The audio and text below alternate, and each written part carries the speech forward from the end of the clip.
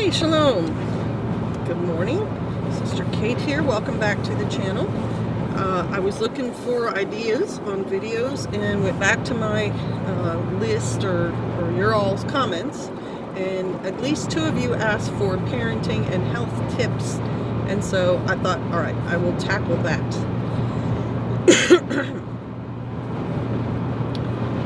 What are our bona fides?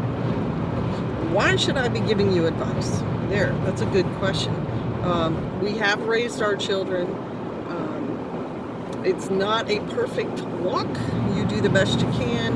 And some of my tips are these. Have guidelines. Have boundaries, as my husband likes to say. Have absolutes in your household on things. My son, that's a joke, something about you can't wear underwear to the table. Having something like rules about meal times, that meal times are going to be set times, that when kids come to the table they can't bring their phone, they have to be wearing pants, stuff like that. Having times that children have to be back in the house in the evening. They have to get their homework done. Just all sorts of, you have to fill in the blanks for your own children and their own ages and so on.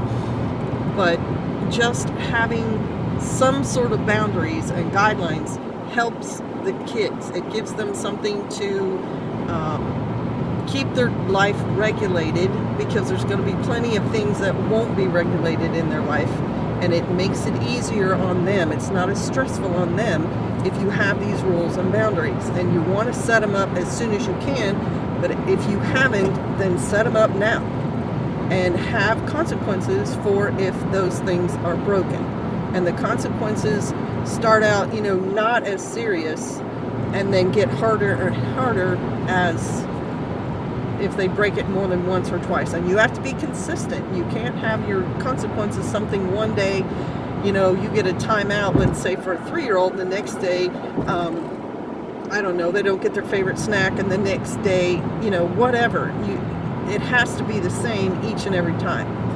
Another tip is you and your spouse never disagree in front of your children. You don't want to give them the impression that you all are not a unified unit. Or let's put it in not a negative way. You want to give the impression you are a unified unit, that you are in agreement with decisions that are made. And so if you have a disagreement, then you discuss that offline, behind closed doors, and present a united front, especially if you're doing something like a punishment. Don't do the wait till your father gets home kind of thing. They should know even beforehand what that punishment's going to be, and you all enforce it together.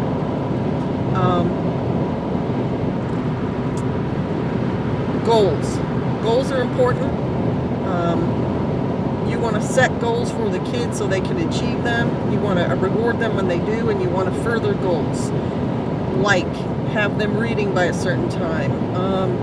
Making sure they get their academics taken care of. And if they aren't, making sure that you get on that. They get extra attention, they get help from you, they get help from their teacher, whatever. But don't let them be lackadaisical and things like that. Sports is actually a pretty good activity for kids to also be involved in, because it does teach social skills, group, working in a group, achieving something, and them learning skills and improving those skills. So if you have them, say, in a swim class year after year, or on a swim team year after year, they learn the strokes, then they get better at the strokes, and they practice them, and they compete, and then they win, and so on, and they get better and better. That's good things to teach your kids. What else? Food. Don't give your kids processed food. And don't give them a bunch of unhealthy stuff. Don't let them sit in front of their Game Boy and chew on chips. It's just bad habits to get into. Get your kids outside. Take them to parks. Take them on walks. Take them to events. can even, and I think it is a little extreme, but I didn't do it with my kids, so I'm not sure. You can start them doing things like local walks where they get a t-shirt at the end, or supporting walks. I took our son on a 5K and he was about 8. See, things like that. And I did with my Girl Scout troop, we were support for a 100-mile running race. So they got t-shirts and they got to stand at certain locations, and I forget if they cheered guys on or told them like the next food's half mile up the trail or what it was, but they were there. So get them involved in activities, take them to libraries, read to your kids. Proof is when you start reading to your child, even if they're in utero, they're smarter. They're more able to use language and vocabulary and everything else if you're reading books to them, playing Mozart to them, things of that nature. Also, learning an instrument, how to read the music, how to play together in a band, all of that is also makes your child smarter, able to work as a unit, etc. So those are parenting tips. Now I'm going to zip over to the health tips. I'm not exactly sure what you guys mean by health tips, but I'll just cover it broadly. 1, be active. If you like to be outdoors, be outdoors. If you like playing a sport, play a sport. You can start playing tennis when you're 10 and still be playing tennis when you're 60. Golfing, hiking, canoeing, all those different things. And or, if you want to play softball or something more, not rigid, but with rules and a set game and so on, all of that is great. If you're not that kind of person, just go for walks. They've got those desks now where people stand up, because sitting down all the time is not good for people. We're not designed to be sitting down all the time. It's better to be up and moving around. And you want to do some sort of cardio at least half an hour, 3 times a week, or 4 times a week. Get your heart rate up.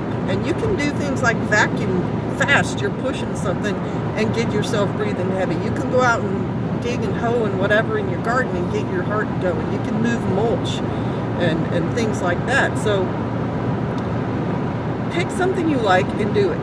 Be active. My own mom started by walking, and she was actually, I think, walking her dogs, because she's always had dogs.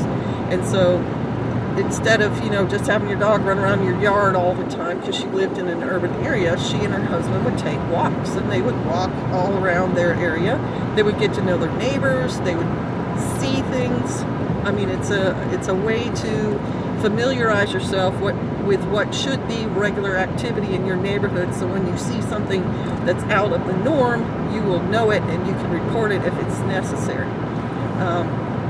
My aunt did the same thing, and then my mom went from walking to biking, and she's now 83, and she bikes every other day, maybe even every day, 3 to 7 miles a day. And biking is actually good for several different reasons. It's good on your balance. It's easier on your joints. And for some people, and I forget which malady they had, I think it was Parkinson's, they had a really hard time walking and keeping their balance, but when older Parkinson's patients were put on bicycles, they could ride and keep their balance. And then their balance off the bike improved. So there's something to be said for that. So 1, be active, and 2, look at what you eat. Look at your diet. Do not eat processed foods. What do I mean by processed food? Things like those frozen chicken nuggets. They've already been cooked once, you're just warming them up, but they're not using healthy ingredients in anything like that. Anything that's already cooked that you're just warming up, not good for you. If you can, and you can, cook from raw ingredients. If you're going to eat chicken, buy the raw chicken, get it organic if they have it, farm raised, whatever, or do it yourself, better yet. But know how to bake chicken, from saute chicken, boiled chicken, barbecue chicken. do it from the raw ingredient. And it's the same with your vegetables. If you're going to make mashed potatoes, do not make mashed potatoes from a box. That's not real potatoes. Or even if they say it's real potatoes, they've been processed. They've been boiled and roasted and shredded and whatever. Buy the potato yourself, boil it, and make your potatoes. Or grow them yourself is the best. I'll give you an example.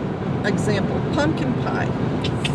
For years and years and years, Americans especially just go buy a big can of pumpkin and make their pumpkin pie. The recipes even say, get 1 can or half an ounce or a cup or whatever, but they're expecting you to use that processed pumpkin. And it's probably got salt added. Most canned food has a lot of salt as a preservative and a flavor enhancer. Well, the thought process can go from I'm buying canned pumpkin to somebody canned this pumpkin, and if they can do it, I can do it. And so I had that wake-up call in my mind, and so I got a pumpkin and looked up how you process a pumpkin to make pie out of it. You either boil it or you bake it, but you soften the meat and then you take it off the skin of the pumpkin and you put it in your pie and you bake it. And it tastes way better. And we actually you can run it through your blender so it's really smooth like we're used to, but it's actually kind of more interesting if you don't. And you leave some of the texture to the pumpkin. The pie has a whole nother dimension to it. And it's way better for you to have grown that pumpkin yourself and made the pumpkin pie yourself. It doesn't take that much longer. So start with the raw ingredients, cook for yourself, grow it yourself is the best. If you can't do that, then go to a farmer's market, and after that, then like a fresh market or an organic place or something. And at the very last, then you used a processed food because it's not very healthy. And a step above that is to learn wild edibles in your area and eat those. If you look up, it's called blue locations, blue people, some sort of blue something. Blue zones. Blue zones is where people on the planet live to 100 years old on average, more than people living in other areas. And I think there's 10 things that blue zones have in common. A couple of the things are they live in a mountainous area, they drink goat milk almost every day, they eat wild edibles, wild greens in their locale, and they're active. So that's at least 4 of them. So shoot for those goals to be healthy. All right, I hope I've been able to give you at least a basis for making decisions on your parenting and your health choices. And I urge you to do your best in both. All right, bless you. Ooh, look at that stuff out there. We're going so fast, I don't know if you can tell. I'll see if I can get it.